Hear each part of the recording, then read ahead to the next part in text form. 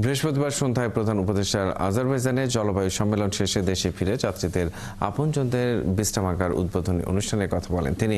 প্রধান উপদেষ্টা বলেন, সারা দেশ থেকে আসা শ্রমিকরা বিমানবন্দরে এসে কোথায় যাবেন, কি করবেন বুঝতে পারেন না। এই সংকটের সমাধানে বিমানবন্দরে আসা থেকে শুরু করে বিমানে ওঠা পর্যন্ত তারা যেন কোনো হয়রানির শিকার না হন সেজন্য ব্যবস্থা নেওয়া হচ্ছে। এর আগে 11 নভেম্বর জলবায়ু সম্মেলনে যাওয়ার সময় তিনি শ্রমিকদের জন্য লাউঞ্জ উদ্বোধন করেন।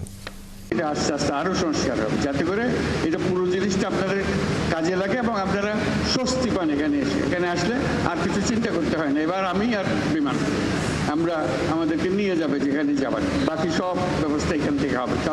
কাউকে দুশ্চিন্তার মধ্যে থাকতে হবে না। যোগাযোগ যা করতে হয় এখানে বসে করবেন, এখানে বিমানবন্দরে যে আনুষ্ঠানিকতা আছে যেগুলো করতে হয় সেগুলোও করবেন। যাতে বৃহস্পতিবার সন্ধ্যায় প্রধান উপদেষ্টার আজারবাইজানে জলবায়ু সম্মেলন শেষে দেশে ফিরে যাত্রীদের আপনজন